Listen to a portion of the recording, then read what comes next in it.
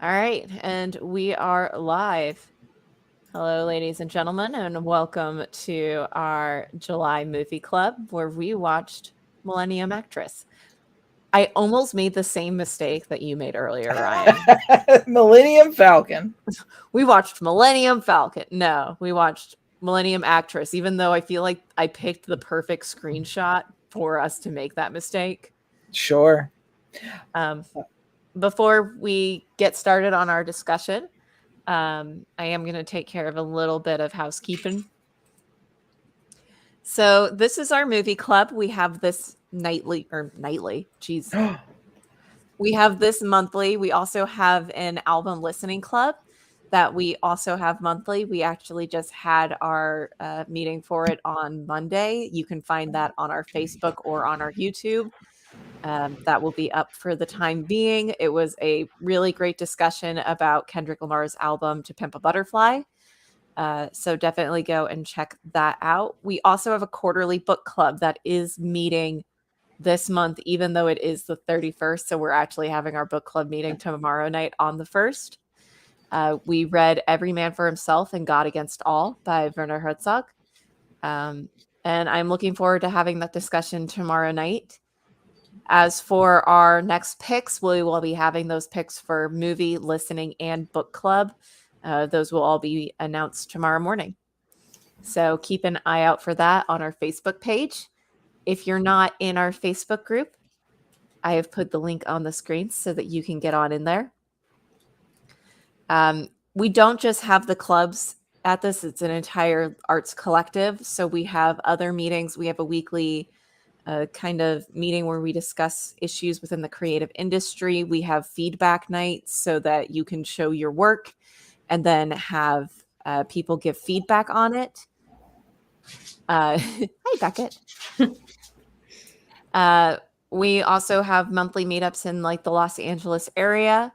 And it's just a group of creatives where you can ask questions in the group or explain things about your work or anything along those lines. And you have a group of artists that can respond to you.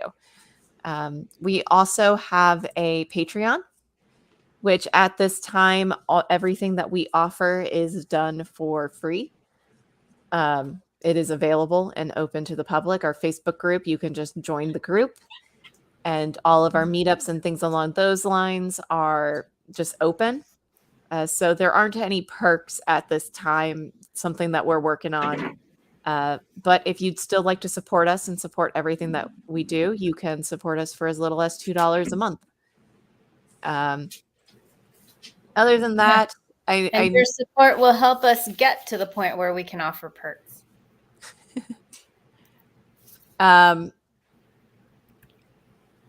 I know that nobody's watching live. We often get more people watching the replay of these as opposed to, at 7 o'clock Pacific Standard Time at night, which,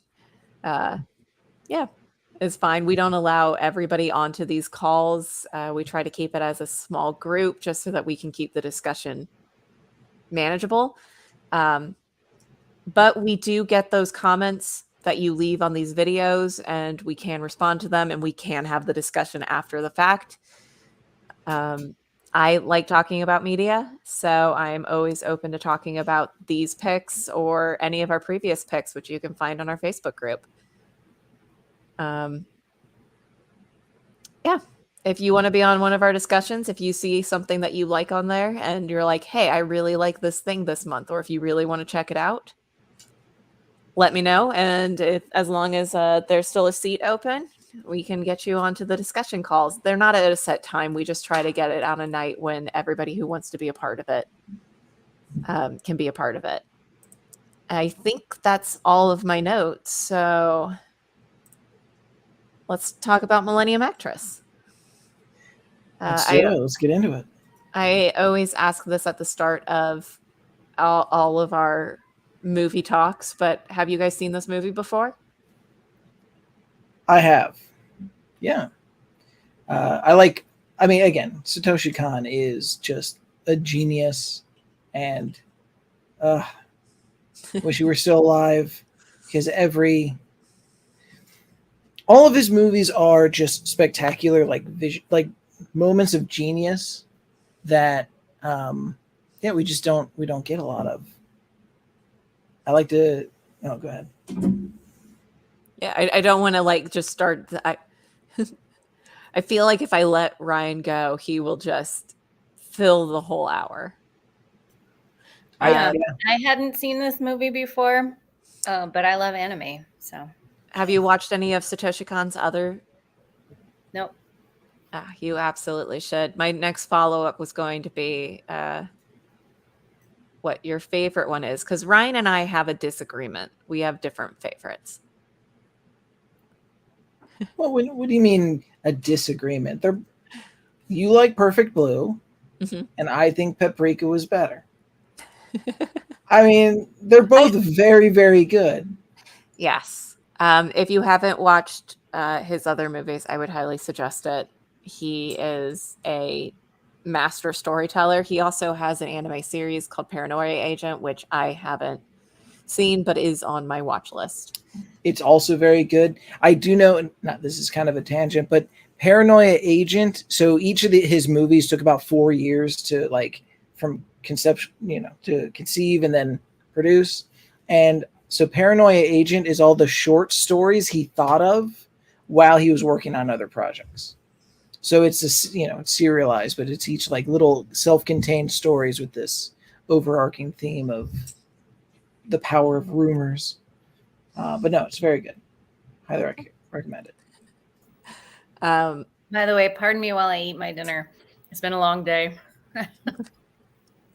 no worries. I feel like you may have noticed, but Millennium Actress is not Ryan nor I's favorite Satoshi Kon. I personally think that this is probably one of his more lighthearted and uplifting. See, you need to watch Tokyo Godfather. That is fair. I have not seen That Tokyo Godfather. Tokyo Godfather is his comic movie. His versus this, which had comedic moments, but was very heavy. It's not a comedy. It's more a romance where there's not really any romance in it.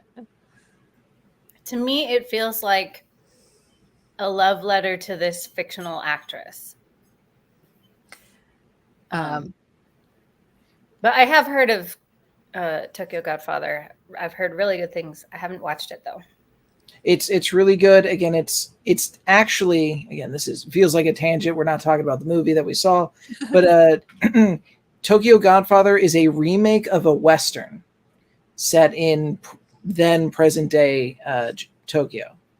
So I guess there was some movie where it's some cowboys find a kid, a baby, and this is three homeless guys in Tokyo find a baby and try to figure out how to best help the kid. Yeah. Have we done any other Satoshi Kon movies for Film Club? No. Okay. No. The only other, I think, animated movie as a whole, animated movie was Spirited Away, which is another giant of Japanese animation. But I really wanted to explore this one. I really wanted to explore this one because do you think that this is a movie that could be told in a different medium outside of like animation? I think so, especially if you compare it to like Scott Pilgrim, which had a very tight like transition. Like the storyboards need to be extremely planned out. I think you could remake this into a live action, at least certain elements of it. I don't know that it would translate in the same way, because some of the things that I noticed while watching this was that he incorporated a lot of like painted Japanese art into the animation itself, which you wouldn't really be able to replicate that in a live action format. Interesting. I never gave a synopsis at the start of this. Interesting. So just as a note for anybody Yeah. out there, there's going to be spoilers in this. Can you But spoil this movie? it's I don't know. Actually, that's a good question if we can. But just a little bit of background. This is a 2001 animated movie by Satoshi Kon. It follows a documentary film, somebody who's making a documentary after the fall of a Japan's great film studio, and he's going to visit one of their stars who was very prominent back in the day and had since kind of turned into a slight hermit in the mountains.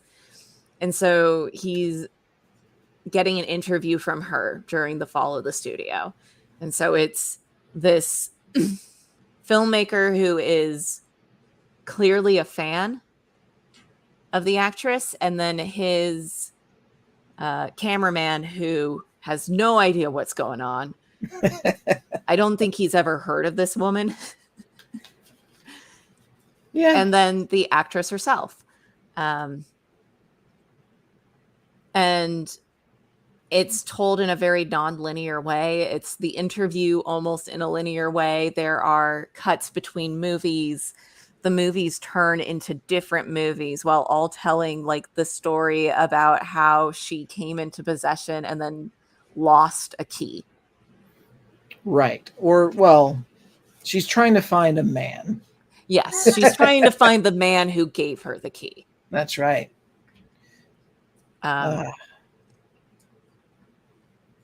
But is it about that really? I've always been kind of curious because there are times where like it's told through like moving through all of her movies as she is in the movies as the star, and then the filmmakers are just like in the background for a lot of it. But there are like occasions where it will cut back and they're all in the room where he's giving the interview, but they're like acting it out. And a part of me is very curious what this all looked like. Yeah, the first time that happened, I was very taken aback. I was like, what is going on? He's like pretending to ride a horse. Right. When we cut back to what's actually happening. Yeah. Well, no, I mean, cutting between the movies and using that as a storytelling device. Like, I thought that was a really interesting choice. I didn't know that was going to happen. And so I was a little thrown. I was like, wait a second. Where are we? What time is it? Which I think is the point. Mm-hmm. I thought it was interesting too how using the movies that she was in as a storytelling device, you never stray from the story that's being told for the documentary either. So it's like all of the movies, even if they are totally different plot lines, are just telling this same story of her trying to find this guy.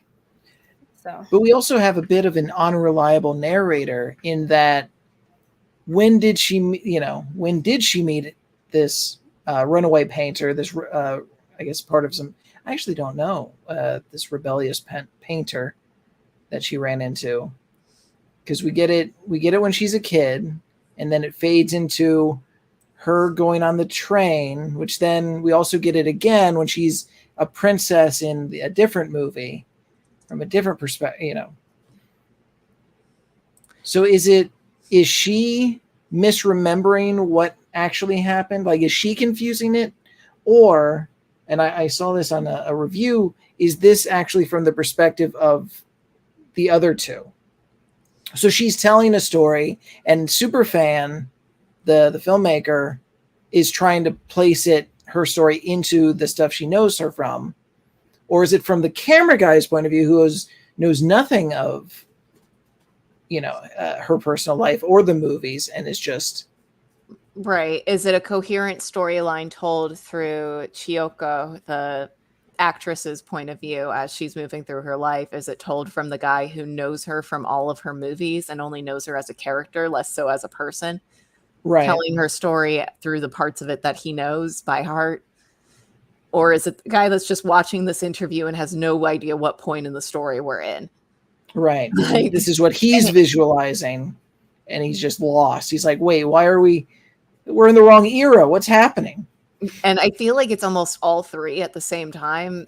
But yeah, like just super unreliable past being mixed together with the parts of it that are immortalized as movies, mixed with the confusion of telling a story to somebody who has no frame of reference for it. I would argue even that the story has no point of view. Like the point of view is us as the viewer.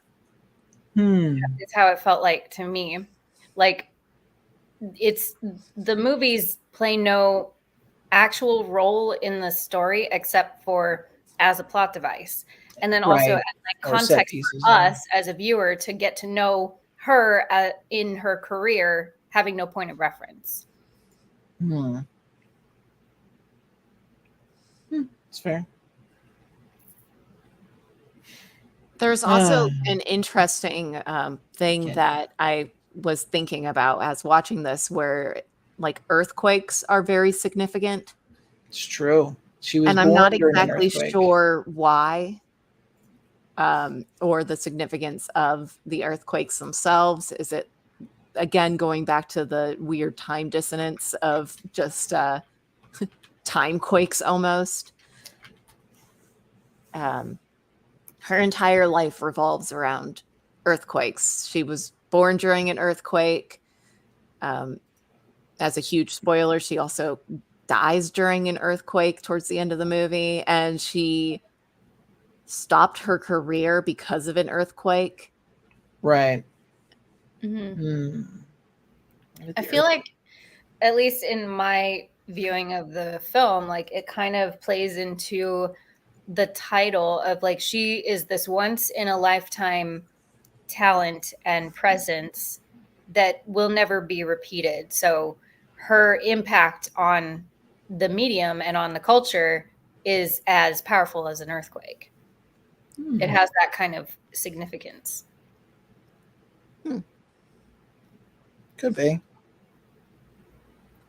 I don't know. I have a degree in literature, so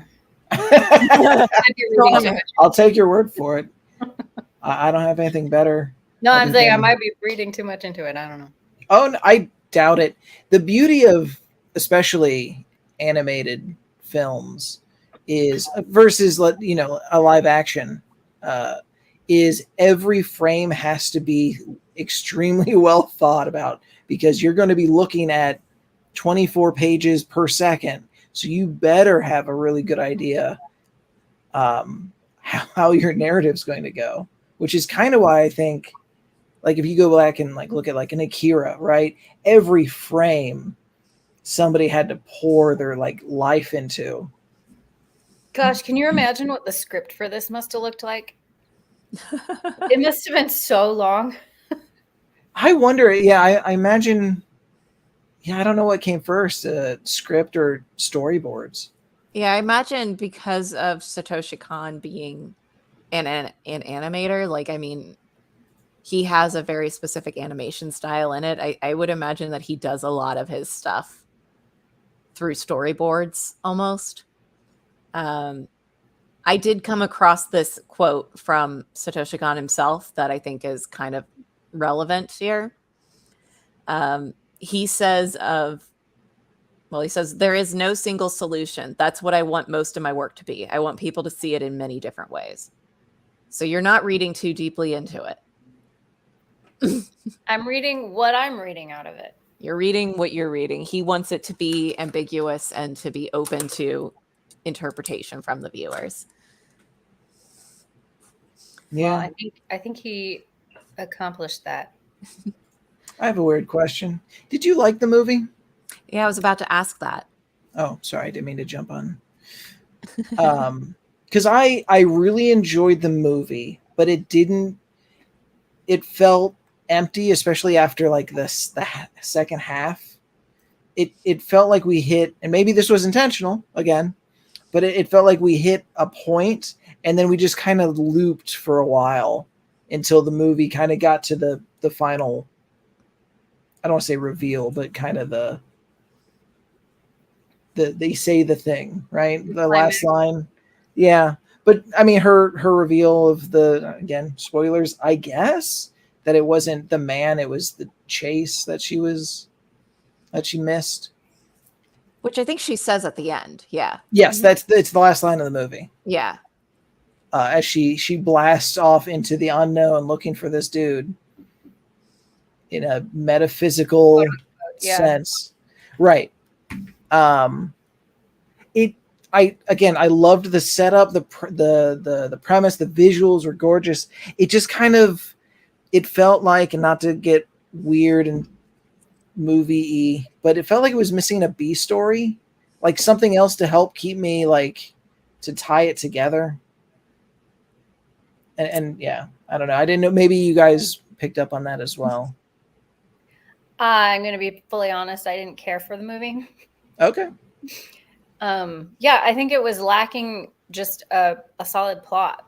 Like her chasing this guy through, film after film.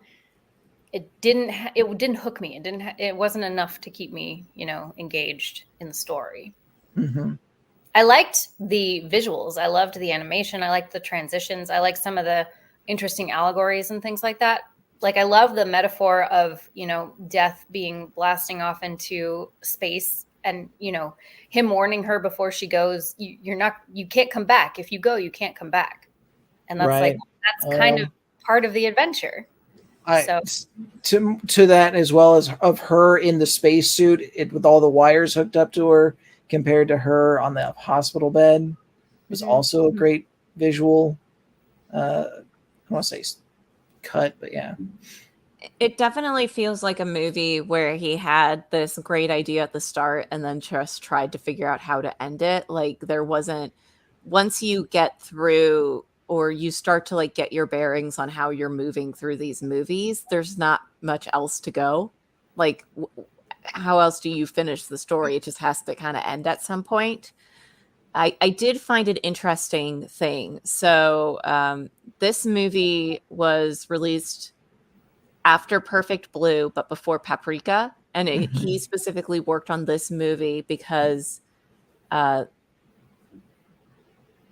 he couldn't find a distribution company for Paprika, and he was still working on it while like the companies that he was using in the past went bankrupt.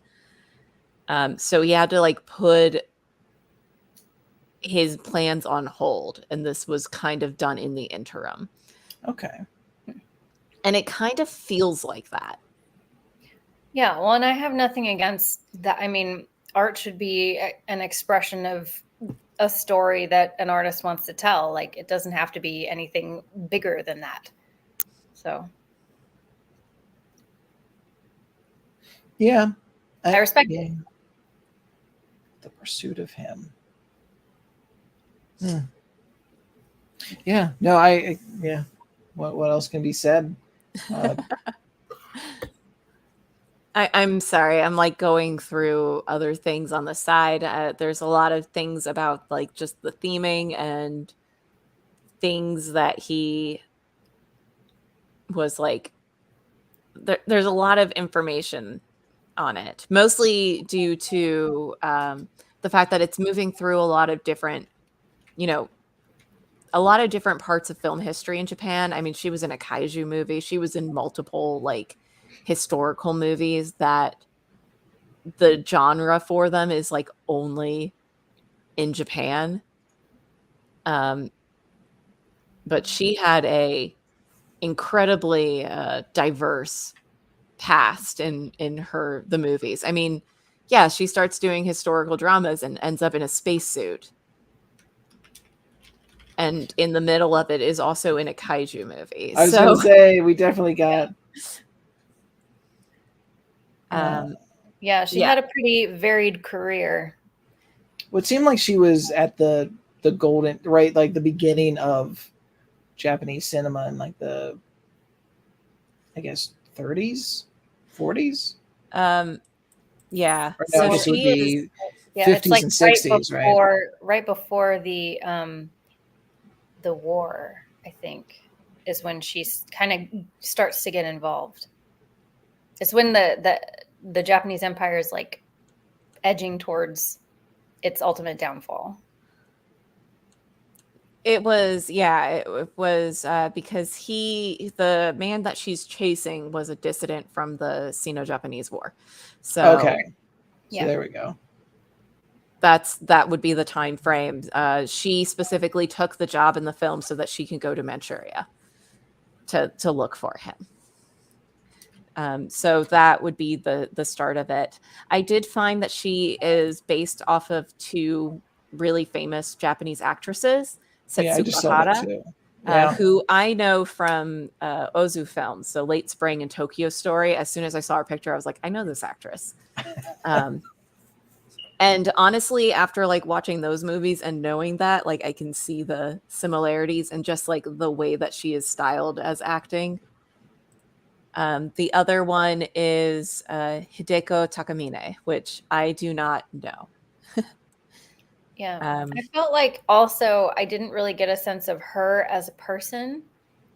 She's a very like malleable actress and seems like she can step into whatever role, comes her way. But like, there's no like, it feels like she's just kind of a shell. Like there's nothing much to her outside of that and chasing this guy. Like that's all she's got. so would you say that the other actress who she is with the entire time, which makes sense for the time period, I guess, where she is always the younger counterpart to the older actress whose name I don't remember, who is kind of just like in this weird realm of being envious of her and kind of fighting back, but also is the kind of person who genuinely wants to be an actress, versus Chiyoko, who is just kind of there and I think is just pretty, and they were just like, great. Right. Yeah, Especially for pretty, movies but of also able to take on, the persona of these characters that she plays. Like you can just kind of plop her into whatever role they need her to do. Yeah, she doesn't want to be an actress is Right. kind of she thought it would be interesting, but everybody around her is interested in film, and so she's kind of different from them in that way, but I think that does make her a very bland character. Yeah, and to answer your question, I do think we get to know the other actress more as a person, because Right. at least she has like a character quality. Yeah. She's like jealous, but also, yeah, bitter like, and yeah. although I feel like Shioko does get sad when she gets married and is told kind of to take a step back by her husband. But it's also implied because she loses the key, and when she loses the key, she loses her will to keep going with it. And so she resigns herself to get married and then finds the key again. Right. Well, then there's also, quits again once she loses the key again. but do we talk about the spooky ghost lady who keeps following her around? Oh yeah, there's a spooky ghost lady. Yeah, There's the spooky ghost lady who curses her. And I think, and maybe I'm misreading, but it was that she was now so old that the man she ran into wouldn't know her anymore, right? Because theoretically they met when she was like in high school. And so she always had this looming of, I'm getting too old. Yeah, which in the final moment where she decides to ultimately quit, she's not old. She's like in her late 30s or something. Well, let's see. She retired and it was 30-year sentence. So yeah, she was probably what? How old do we think she was at the end? Like late 30s, early 40s? No, Right. you mean like at the very end. At the very end. When she stopped acting. At the very end, she's probably in her 80s. Right. Well, that's what I'm saying is, so then 30 years before that, that's when she quit, right? Oh, right. So she was like 50 something. Yeah. Which, wow, she looked great for that, for being in her 50s. Well, yeah, I was looking at Setsuko Hara. I was also looking at Setsuko Hara. She never married and was nicknamed the Eternal Virgin. Ew. Well, she quit acting and then became a hermit and would not do any interviews or anything. And I don't think anyone That sounds familiar. knows why. She died of pneumonia at 95. The film, yeah. Yeah, she also kind of had that quality, if I'm being completely honest, of feeling like she was just kind of plopped into the movies. Setsuko Hara. So I think that was just a standard of the time. Right. That was just leading lady material in like the Yeah. 50s, right? But yeah, it almost feels like the storyline is more the main character than she is. Although, if we want to talk about interesting characters, we should talk about the documentarian, who is by far like who's. I think that the documentarian is the best character, but I think an argument could be made that the cameraman is also just right. But just this man who it turns out was like working at the production for a lot of the films in her later days, was kind of following her around at that time like a lovesick puppy. And saved her life, theoretically. Yeah, you know. saved her life at the time that from the earthquake that she decided ended her career. But also, he knew what happened to the man she was chasing and kept that a secret from her for like 40 years. And the key. Well, he didn't. He'd been looking for her. He'd been trying to find her. Right. Since she went in, and this was. But I thought he found the key shortly after the earthquake. Like everyone, yeah. Yeah, but then she kind of went off the grid, so she never came back to the studio after that for her Correct. to get back. Yeah. So is there like a metaphor for the fact that he accidentally kept the key from her for 40 years, but also he hid the fact that he knew that the guy she had been chasing after had been dead for like, he must have kept that a secret for like 20 years before she went in to. Well, no, I thought that happened right after the earthquake that ended her career. So it would have been like 30 years that he had known and not told her. I thought that he found that out before the earthquake. I don't remember. Because I'm trying to remember because she had a visitor and it was the guy, and then he tried to tell her, but he apologized and she ran away. And I don't think she came back, but was that after I think that was before the earthquake, and then we find out after she finishes her story that the person who actually did talk to the inspector who came to apologize, because she saw them take him away while filming a movie, which I have questions about, because why do you have a prison on the same site as your... Well, and this is why I don't think we can rely on the content, like the movies being incorporated into the storytelling as context for the story that she's telling. Mm-hmm. Like, I don't think they actually are meant to line up. It's more of a vehicle in which we get to know her career through this story that she's telling. I don't think that actually happened in the context of the film, is what I'm saying. So she is talked to by the former military policeman after she gets married. Right. But he gives her a letter from the artist, and then she runs away before finding out that the policeman had actually killed him. But that was the point when she received that letter where she realized that, I think she goes back to her hometown and sees a portrait that he drew of her, but it's her as like a teenager.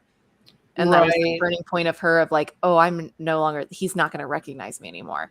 Despite the fact that I love this character design because she's so easily recognizable Well, and she looks exactly the same throughout the entire film until she's like an old woman. So. It's even as an old woman, she kind of looks exactly the same.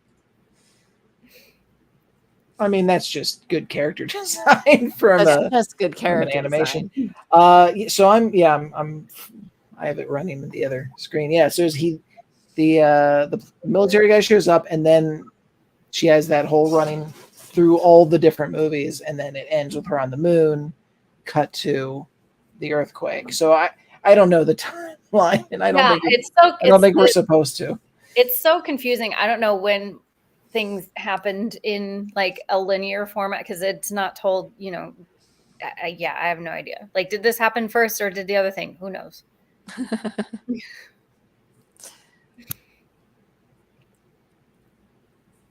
Yeah. Would you be willing to watch Satoshi Kon's other movies, though?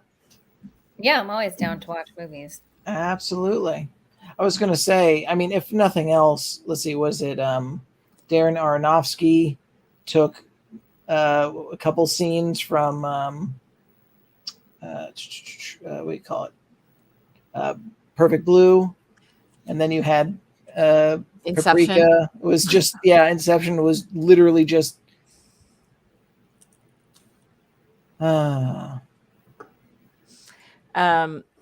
Yeah, he's definitely somebody that I have great respect for and who left the world too soon. Far too soon.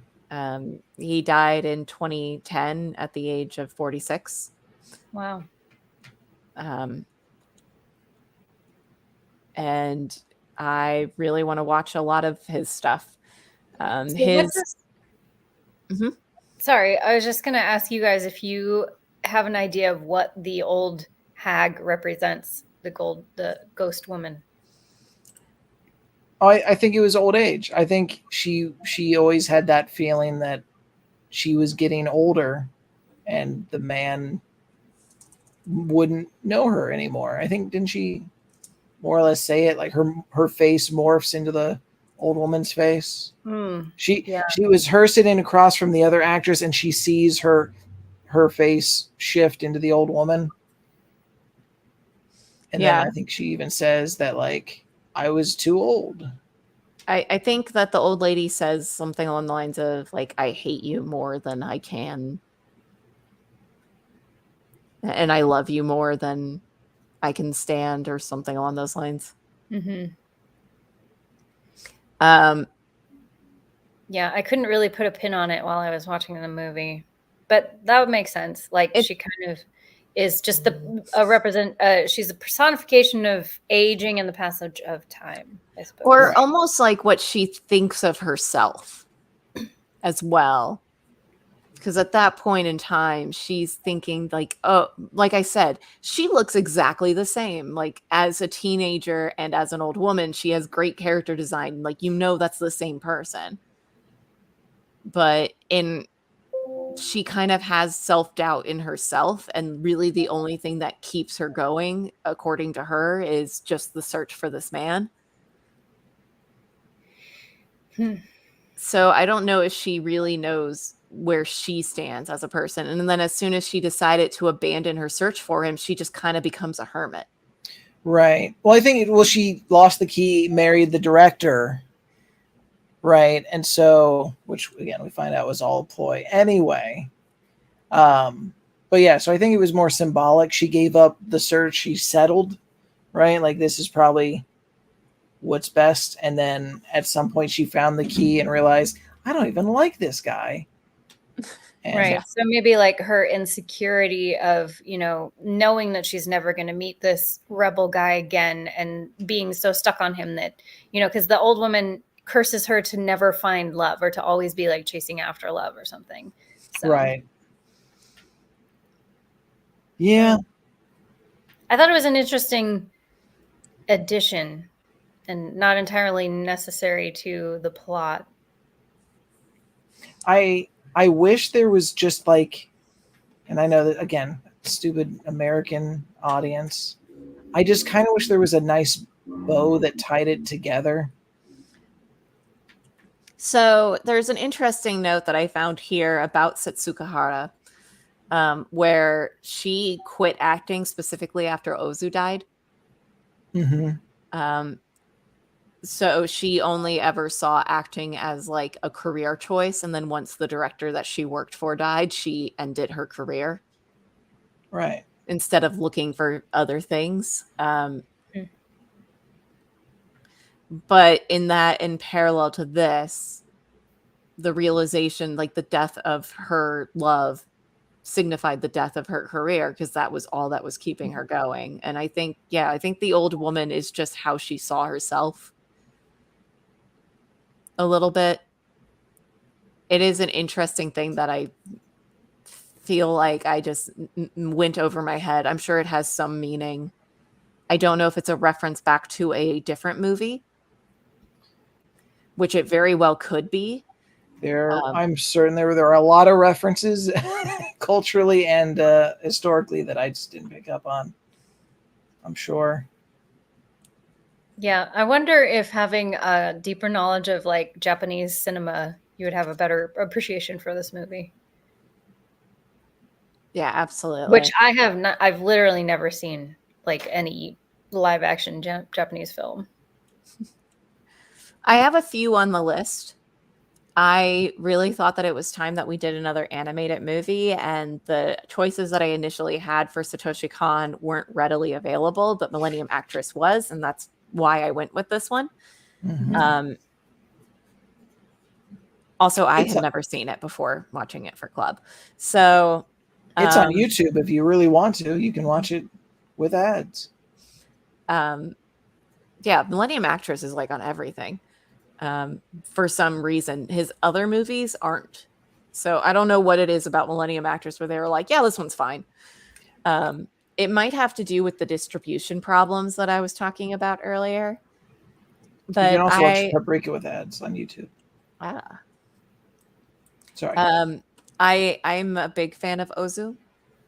That would be an interesting one, but I have a great respect for his filmmaking. As far as like any sort of samurai go, not really. I do know Godzilla. I'm a huge fan of Godzilla. I almost picked Godzilla -1 as a club pick. That's different though, because that movie's barely a Godzilla movie, really. It's true.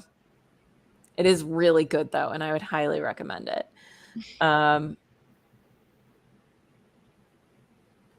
There are a couple of videos that I am going to link to in the comment section for this video.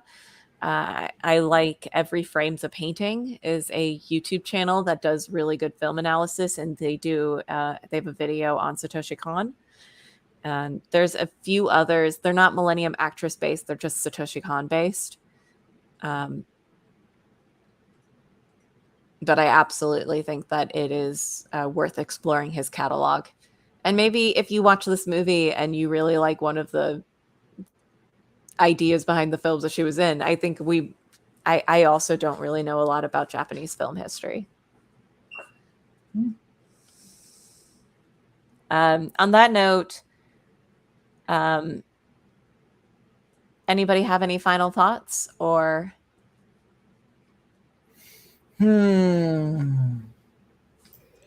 I think I've said everything I came to say. Just a beautiful film, a really, really solid concept, but just kind of lacked the depth I was looking for.